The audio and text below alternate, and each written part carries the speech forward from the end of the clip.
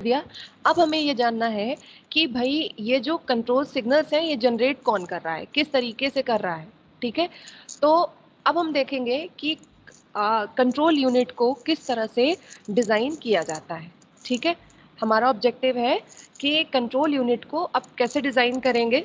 तो अब हम यहाँ से देखेंगे कि कंट्रोल यूनिट आपका दो तरीके से डिज़ाइन किया जाता है। एक है जिसका नाम है हार्डवायर्ड कंट्रोल यूनिट और दूसरे को कहते हैं micro programmed control unit. Okay, तो मीन्स आप ऐसे भी बोल सकते हो कि you have two types of control unit. First one is hardwired control unit and second one is micro programmed control unit. Okay, तो हार्डवायर्ड कंट्रोल यूनिट का क्या काम है, कैसे करता है, ये हम डिस्कस कर लेते हैं। इसके बाद हम देखेंगे माइक्रो प्रोग्राम्ड कैसे काम करता है। राइट, अच्छा, तो हार्डवायर्ड कंट्रोल यूनिट हो चाहे माइक्रो प्रोग्राम्ड कंट्रोल यूनिट हो, अभी तक ये जो चीज़ आप देख रहे थे ये सारे क्या है, ये कंट्रोल सिग्नल है।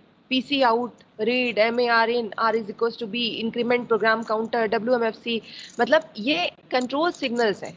ठीक है, हमें क्या करना है कि हमें देखना है कि कंट्रोल सिग्नल्स आखिर आखिर जनरेट कैसे हो रहे हैं। ठीक है, हम यहाँ पे बात कर रहे हैं कि जो हार्डवायर्ड सिस्टम होता है ये बहुत हाई स्पीड में काम करता है लेकिन फ्लेक्सिबल कम होता है। क्यों, इस पे बात करते हैं कि ये फ्लेक्सिबल क्यों नहीं है। ठीक, तो इसका जो डिटेल्ड ब्लॉक डायग्राम है यहाँ पे इसमें मिस हो गया है। ठीक है, ये ऐसे ही देख लेते हैं। देखो, सबसे पहले आपके पास एक क्लॉक है, क्लॉक कंट्रोल स्टेप काउंटर। मैं अपना दूसरा पीपीटी या पीडीएफ यूज़ कर लेती हूँ आपको समझाने के लिए।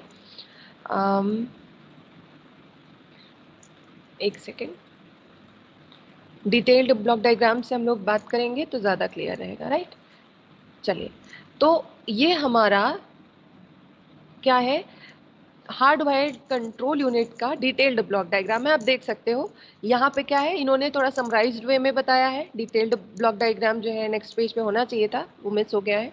तो अब देखो यहाँ पे क्या है कि आपके पास क्या है, क्लॉक है, कंट्रोल स्टेप काउंटर है और स्टेप डिकोडर है। ठीक है, अब मैं आपको हर एक चीज़ का रोल बताती हूँ कि किसका क्या काम है। ये जो है इन सब का काम है टाइम क्लॉक या क्या कह सकते काउंटर वैल्यू बताना। अब ये काउंटर वैल्यू क्या है, आप लोगों ने इंस्ट्रक्शन का एग्जीक्यूशन देख लिया है कि किस तरीके से होता है। तो आपके पास ये जो कंप्लीट एग्जीक्यूशन वाला सीक्वेंस है, जैसे स्टेप 1 पे ये काम हो रहा है, स्टेप 2 पे ये काम हो रहा है, 3 पे ये काम हो रहा है, 4 पे ये काम हो रहा है। ठीक है, तो ये जो काउंटिंग जनरेट हो रही है 1 2 3 4 ऐसा करके, ठीक है, ये काउंटर वैल्यू, इसी को जनरेट करने का काम किसका है, कंट्रोल स्टेप काउंटर और स्टेप डिकोडर। ठीक है, यहाँ से क्लॉक पल्स दी जाती है। ठीक है, काउंटर जो है कब हमें स्टेप 1 से स्टेप 2 पे मूव करना है। ठीक है, क्लॉक टाइम 1 पे क्या वैल्यू जनरेट होगी, क्या कंट्रोल सिग्नल जनरेट होंगे, क्लॉक टाइम 2 पे कौन से कंट्रोल सिग्नल जनरेट होंगे। तो ये क्लॉक वैल्यू को जनरेट करना, काउंटर को इंक्रीमेंट करना, मतलब कि 1 से 2 पे जाना है या यहाँ पे हमें स्टॉप हो जाना है। ठीक है, ये सारी चीज़ का जो रिस्पॉन्सिबिलिटी है वो दिया गया है control step counter and step decoder को। ठीक है, अच्छा, तो कंट्रोल स्टेप काउंटर और स्टेप डिकोडर मिलके ये जो, अभी इसे हम कैसे रिप्रेजेंट कर रहे हैं, T1 T2 T3, तो इसको अगर मैं ऐसे लिखूं, ये T1 है, T2 है, ये T3 है, ये T4 है। ठीक है, ओके, अब आगे देखें तो इतने का हमने रोल समझ लिया कि काउंटर को इंक्रीज करना, ठीक है, काउंटर को स्टॉप करना, ये डिसाइड करना कि कब हमें जो है नेक्स्ट स्टेप में मूव करना है, ये हमारा ये क्लॉक कंट्रोल स्टेप काउंटर और स्टेप डिकोडर मिलके कर रहे हैं। ठीक है, अच्छा, ये जो कंट्रोल स्टेप काउंटर है ये आपका क्या कर रहा है, क्लॉक वैल्यूज ये कंट्रोलिंग कर रहा है स्टेप बाय स्टेप, इस टाइम पे ये काम होना है, स्टेप बाय स्टेप ये स्टेप पे क्या ये काम होना है। इसके बाद अब आपका है instruction register. You already know कि इंस्ट्रक्शन रजिस्टर का काम है कि जो करंट इंस्ट्रक्शन एग्जीक्यूट होना है उसको कंटेन करके रखना। राइट, तो इंस्ट्रक्शन रजिस्टर में वो इंस्ट्रक्शन आ गया जिसे आपको एग्जीक्यूट करना है। आप ऐसे समझो कि जिसे आपको जिसके करस्पॉन्डिंग आपको कंट्रोल सिग्नल्स को जनरेट करना है, वो इंस्ट्रक्शन कहाँ रहेगा, इंस्ट्रक्शन रजिस्टर में। ठीक है, अब ये वैल्यू कहाँ पे आ जाएगी, इंस्ट्रक्शन डिकोडर में। इंस्ट्रक्शन डिकोडर डिकोड करके बताता है कि क्या ऑपरेशन परफॉर्म करना है। ठीक, और जो आउटपुट आया उसने इसे किसे दे दिया, इनकोडर को दे दिया, ठीक। तो इनकोडर के पास अभी तक दो इनपुट आप देख चुके हैं कि आपके पास एक स्टेप डिकोडर है, ठीक है, जो ये टाइमर जनरेट कर रहा है T1 T2 T3 up to Tn, मतलब ये स्टेट्स को जनरेट कर रहा है, नंबर ऑफ स्टेप्स को, ठीक है, इसलिए इसे स्टेप डिकोडर कह रहे हैं। दूसरा आपके पास इंस्ट्रक्शन डिकोडर है, ये बता रहा है कि आपको कौन सा इंस्ट्रक्शन परफॉर्म करना है, ठीक है। इसके बाद आपके पास कुछ एक्सटर्नल इनपुट्स हैं और कंडीशन कोड्स हैं। अब एक्सटर्नल इनपुट्स आपके इंटरप्ट हो सकते हैं, कंडीशन कोड्स जो मैंने आप लोगों को फ्लैग्स बताए थे, फ्लैग रजिस्टर्स, ठीक है, कि साइन फ्लैग होता है, कैरी फ्लैग होता है, जीरो फ्लैग होता है, इसको हम क्या कह रहे हैं, कंडीशन कोड्स, ठीक है। तो एक्सटर्नल इनपुट इंटरप्ट के फॉर्म में हो गए, या कंडीशन कोड्स आप WMFC समझ लीजिए कि मेमोरी का जब तक काम हो रहा है आप आगे नहीं प्रोसीड कर सकते, you have to wait for memory function to be completed. तो these are external inputs and condition codes, मतलब कोई इनपुट आउटपुट रिक्वेस्ट आ गई तो इन सारी चीज़ों को ध्यान रखते हुए आपको कंट्रोल सिग्नल्स को जनरेट करना है, ठीक है। तो आई रिपीट, अब आपको देखना है कि भाई इनकोडर के पास इंस्ट्रक्शन डिकोडर से इनपुट आ गया जिसने बता दिया ये इंस्ट्रक्शन है, और ये जो स्टेप डिकोडर इसने बता दिया कि ये स्टेप्स है, और इसके बाद एक्सटर्नल इनपुट्स और जो कंडीशन कोड्स है ये मिलके बताएंगे कि आपको ब्रांचिंग करनी है कि नहीं, आपको किसी लोकेशन पे जंप करना है या नहीं। ये सारी चीज़ें आपके कंडीशन कोड और एक्सटर्नल इनपुट्स बता देंगे कि इंटरप्ट आ रहा है नहीं आ रहा है, ठीक है। और अब ये जितने भी इनपुट्स आ रहे हैं इनकोडर के पास, इन सारे इनपुट्स को एनकोडर क्लब करेगा और कंट्रोल सिग्नल्स को जनरेट करेगा, ठीक है। अब आपको कुछ यहाँ पे जो है आउटपुट में कंट्रोल सिग्नल्स बाहर आ रहे हैं फ्रॉम एनकोडर, तो एक कुछ इम्पॉर्टेंट कंट्रोल सिग्नल्स है, रन है, ठीक है, और इसके बाद एंड है, ठीक।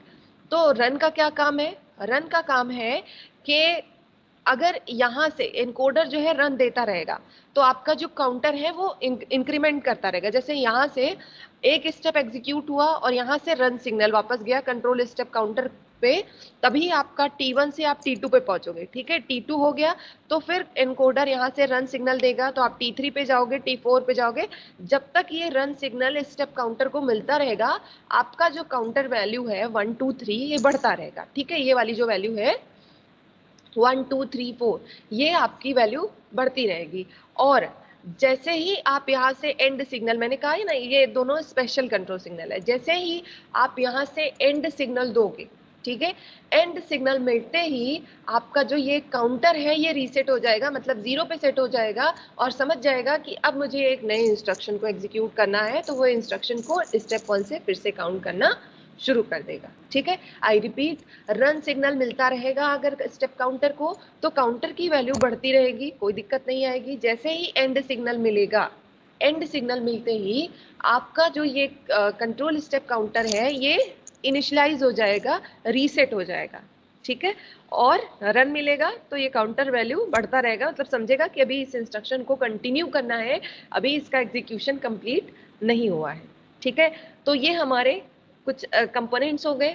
अब हमें देखना है कि एनकोडर पार्ट का क्या रोल है। हमने ये तो बता दिया कि भाई स्टेप एनकोडर जो है इनपुट दे रहा है, वैल्यूज दे रहा है 1 2 3 4, इंस्ट्रक्शन डिकोडर दे रहा है कि ये इंस्ट्रक्शन एग्जीक्यूट करना है, कुछ condition code, branching instruction, interrupt, flags, ये सारे भी इनपुट में आ रहे हैं, इनपुट आउटपुट रिक्वेस्ट आ रही है। इन सबको किस तरीके से एनकोडर हैंडल करेगा, आखिर इनकोडर के अंदर क्या है, ठीक। ये T1 T2 आया, इंस्ट्रक्शन आया, तो ये सारी चीज़ें कैसे हैंडल हो रही हैं, ठीक है।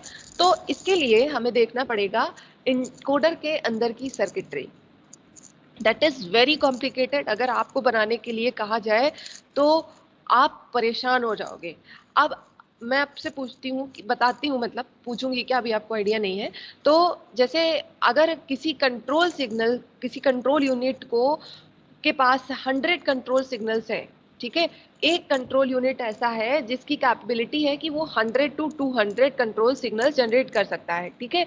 तो आप समझिए इस इनकोडर के अंदर, ये जो इनकोडर आपको दिख रहा है, इस इनकोडर के अंदर हर एक कंट्रोल सिग्नल के करस्पॉन्डिंग एक एक पूरी पूरी सर्किटरी बनी हुई है for a particular control signal, जैसे मैंने, अब हम पूरा तो नहीं डिस्कस कर सकते, मैं अगर कुछ स्पेसिफिक कंट्रोल सिग्नल्स की बात करूं, जैसे जेड है, ठीक है, जेड को आपने कहाँ कहाँ यूज किया है, उसके बेसिस पे देखो, जैसे जेड अगर हम सिंपल सा एग्जांपल लें कि भाई फेच के जो स्टेप्स होते हैं वो कॉमन होते हैं, है ना, फेच के स्टेप्स में आप कभी भी कोई चेंज नहीं कर सकते, राइट, आप हर इंस्ट्रक्शन के लिए फेच सेम रहेगा। तो फेच के T1 स्टेट पे, मतलब T1 टाइम पे फर्स्ट स्टेप में जेड का यूज हो रहा है, ठीक है, कोई भी इंस्ट्रक्शन इसके साथ मेंशन नहीं हो रहा है, क्योंकि हर एक इंस्ट्रक्शन के साथ फर्स्ट स्टेट पे जेड का यूज हो रहा है।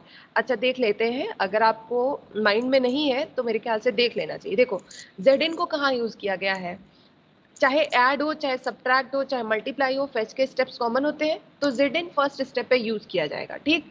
अच्छा फेच के स्टेप्स के बाद अब यहाँ पे देखो, जब आप एग्जीक्यूशन कर रहे हो तो क्या जेड का यूज हुआ है, हाँ बिल्कुल यूज हुआ है। हम कहाँ पे यूज कर रहे हैं, T6 पे, मतलब टाइम 6 पे आप जेड को यूज कर रहे हो, कौन से इंस्ट्रक्शन के लिए, ऐड इंस्ट्रक्शन के लिए। अब देखो इसको कैसे रिप्रेजेंट कर रहे हैं हम पहले एक एक्सप्रेशन फॉर्म कर रहे हैं, देखो T1 हो गया, ठीक है, T1 हर एक इंस्ट्रक्शन के लिए हो रहा है तो सिर्फ T1 लिख रहे हैं।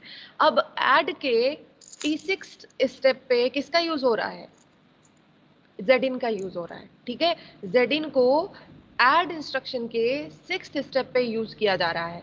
अब ब्रांच के लिए देख लेते हैं कि ब्रांच के लिए कहाँ पे जेड यहाँ पे तो यूज हो रहा है, हमने तो इसे मेंशन कर दिया, ठीक है। अब 4 और 5 में स्टेप नंबर 4 पे जेड का यूज हो रहा है, तो इसको क्या लिखेंगे, ब्रांच को अज्यूम अगर हम बी आर लिखते हैं तो हम इसे लिखेंगे B R dot T, sorry T4, ठीक है। अगर इसी तरह से जो भी इंस्ट्रक्शन है, अगर मैं इसे और समझाना चाहूँ, जैसे T4.br हो गया, और देख लेते हैं जो हमने एक प्रॉब्लम सॉल्व की थी। देखो अब यहाँ पे देखो जेड का कहाँ यूज हो रहा है, ये हो गया हमारा स्टेप 4, 5, 6, 7। अब इस वाले ऐड के 7th स्टेप पे आप जेड का यूज कर रहे हैं, तो यहाँ पे इसको हम कैसे लिखेंगे, T7 डॉट ऐड, ठीक है। अब इसका एड्रेसिंग मोड अलग है, हम इसको अलग से भी स्पेसिफाई नहीं कर रहे हैं, T7 डॉट ऐड। अगले वाले पे देखो, ये जो नेक्स्ट ऐड है विद डिफरेंट एड्रेसिंग मोड, इसमें आप कहाँ यूज कर रहे हैं, ये हमारा 4 है, ये हमारा 5 है, तो इसमें हम यूज कर रहे हैं T5 पे, तो इसको हम लिखेंगे T5 डॉट ऐड, ठीक। तो इस तरह से जेडिंग के लिए पहले हम एक्सप्रेशन फॉर्म कर रहे हैं, ठीक है। आप अब अज्यूम करिए कि आपके पास मतलब सिर्फ अगर हम ऐड इंस्ट्रक्शन की बात कर रहे हैं, तो हमने कितनी चीजें ऐड कर ली, T7 जैसे T1 हो गया, T6 डॉट ऐड हुआ, T4 डॉट बी आर हुआ, फिर T5 डॉट ऐड हुआ एक अलग एड्रेसिंग मोड के लिए, फिर T6 डॉट ऐड यूज हुआ, sorry T7 dot add use हुआ। सिर्फ ऐड इंस्ट्रक्शन के लिए हम इतना बड़ा एक्सप्रेशन लिख सकते हैं, ठीक है, जेड के लिए। अब जेड को सब्ट्रैक्ट में भी यूज किया जा रहा होगा, मल्टीप्लाई के लिए, डिवीजन के लिए, शिफ्टिंग के लिए, जहां जहां इसका यूज किया जाएगा वो सबको हम एक एक्सप्रेशन के फॉर्म में लिखेंगे, और उसके बाद हम उसे इस सर्किटरी में कन्वर्ट कर देंगे, और ये सर्किट किसके अंदर है, एनकोडर के अंदर, ठीक है। देखो क्या हुआ कि सबसे पहले T1 के साथ कुछ नहीं है तो T1 को एज इट इज रख दिया, जहां पे डॉट लगा रहता है, डॉट के लिए हम एंड ऑपरेशन का यूज करते हैं, तो हमने लिखा T4.br, T4.br, T4 और br को एंड गेट पे लगाया, ठीक है। इसके बाद T6 डॉट ऐड, फिर T6 के साथ हमने ऐड को लगाया एंड गेट के साथ, ठीक ठीक है। अगर इसे एक्सटेंड करना हो T5 के साथ भी हमें ऐड को रखना है, ठीक है, T5 डॉट ऐड, T5 है, T5 और ऐड के लिए भी इस तरह से हमें इसमें लिखने में थोड़ा दिक्कत आ रही है, ये एंड गेट लगाएंगे और इसको हम कहाँ ले जाएंगे, और के इनपुट पे, ठीक है। और जितने भी इंस्ट्रक्शन में जिस जिस स्टेट पे जिस इंस्ट्रक्शन के लिए यूज हो रहे हैं, हम सब उसको एंड करके और उसे एक और गेट पे लाके सेट कर देंगे। इसी तरह से हर एक पर्टिकुलर, हर एक सिंगल कंट्रोल सिग्नल के लिए एक एक सर्किटरी को डिजाइन किया जा रहा है। मतलब पहले हम ये फाइंड कर रहे हैं कि किस किस इंस्ट्रक्शन के किस किस स्टेप पे कहाँ हम जो है इस कंट्रोल सिग्नल को यूज कर रहे हैं, उसको हम एक्सप्रेशन के फॉर्म में कन्वर्ट कर रहे हैं जैसा कि हमने किया है, और उसके बाद हम इसे कन्वर्ट कर दे रहे हैं ये इसमें एक लॉजिक गेट में। और ये जो है लॉजिक सर्किट हमारा कॉम्बिनेशनल सर्किट आप इसे कह सकते हो। तो ये जो है हमारा किसके अंदर है, इनकोडर। ये सिर्फ एक कंट्रोल सिग्नल की बात की है। मैं आपसे बात कर रही हूँ कि मिनिमम आपके पास 100 या 50 कंट्रोल सिग्नल आप मिनिमम तो होंगे ही ना कंट्रोल यूनिट के पास, ठीक है। तो ये हो गया। अब अगला आया, अगर हम एंड के लिए देख लें तो एंड को तो आपके पास अगर 100 इंस्ट्रक्शन है तो आप कभी बच ही नहीं सकते, क्योंकि हर इंस्ट्रक्शन को आपको एंड करना ही करना है, ठीक है। अब डिपेंड करता है कि कोई 5th स्टेप पे एंड होता है, कोई 7th स्टेप पे एंड होता है। तो हमने क्या किया कि जो ऐड 7th स्टेप पे एंड हो रहा है, ठीक है। कहाँ है देख लो, जो आपका ऐड वाला इंस्ट्रक्शन है ये 7th स्टेप पे एंड का यूज हो रहा है। तो कैसे लिखेंगे, T7 डॉट एंड, ठीक है। अच्छा, तो देखो क्या लिखा है, T7 dot end, T7 dot add, sorry T7 dot add के 7th स्टेप पे एंड का यूज कर रहे हैं, ब्रांच के 5th स्टेप पे इसका यूज कर रहे हैं, या जो हमने खुद से किया है अब ऐड के 6th स्टेप पे हम एंड का यूज कर रहे हैं, यहाँ पे 8th स्टेप पे एंड का यूज कर रहे हैं। तो उन सबको एक्सप्रेशन के फॉर्म में लिखेंगे और उसके बाद हम इसे कन्वर्ट कर देंगे किसमें, एक लॉजिक गेट में कन्वर्ट कर देंगे। और इसके बाद अगला काम जो हमारा है ये जानना है कि इसके फायदे क्या हैं और नुकसान क्या हैं। एक चीज आप हमेशा ध्यान रखिए कि कभी भी कोई चीज या कोई काम जब हम हार्डवेयर लेवल पे करते हैं या सर्किट लेवल पे करते हैं, ठीक है, तो आपका वो काम का जो स्पीड होगा, ठीक है, मतलब जो हार्डवायर्ड कंट्रोल यूनिट है, क्योंकि हम इसको इम्प्लीमेंट करने के लिए कोई हाई लेवल लैंग्वेज, कोई प्रोग्रामिंग, कुछ कंसेप्ट नहीं यूज कर रहे हैं। हम हर एक कंट्रोल सिग्नल के लिए एक कॉम्बिनेशनल लॉजिक सर्किट को डिजाइन कर रहे हैं, राइट। तो इस वजह से आपका जो ये कंट्रोल यूनिट है, हार्डवायर्ड कंट्रोल यूनिट, ये बहुत ही अच्छी स्पीड प्रोवाइड करता है। मींस ये कंट्रोल सिग्नल्स को बहुत फास्ट स्पीड में जनरेट करता है for any particular instruction, right. अब नुकसान क्या है भाई, जब हम बात कर रहे हैं कि हमारे इस सर्किट में, मतलब इसमें डायग्राम में इतना कॉम्प्लिकेटेड सर्किटरी बना हुआ है फॉर एनी सिंगल इंस्ट्रक्शन और sorry any single control signal. तो आप खुद सोचो कि अगर मुझे इसमें कुछ चेंज करना है, कोई मॉडिफिकेशन करना है, भाई एक नया कंट्रोल सिग्नल आ गया या एक नया इंस्ट्रक्शन आ गया जिसमें उस कंट्रोल सिग्नल को ऐड कर रहे हैं, तो आप खुद अज्यूम कर सकते हैं कि वहां पे आपको चेंज करना कितना डिफिकल्ट होता होगा, ठीक है। So this circuit is not very flexible, you can say this is not flexible, and circuitry is very complex, but the benefit is this is giving very high speed of execution, okay। so this is all about what, hardwired control unit। ये आपका detailed diagram है, और ये वाला आपका जो मैंने बताया था हार्डवायर्ड कंट्रोल यूनिट, ये आपका समराइज्ड है। तो मतलब इंस्ट्रक्शन डिकोडर को यहाँ उठा के रख दिया, कंट्रोल स्टेप काउंटर यहाँ पे एक स्टेप डिकोडर लगा दिया गया है, ठीक है, और बाकी सारी चीजें वही, ठीक, ओके।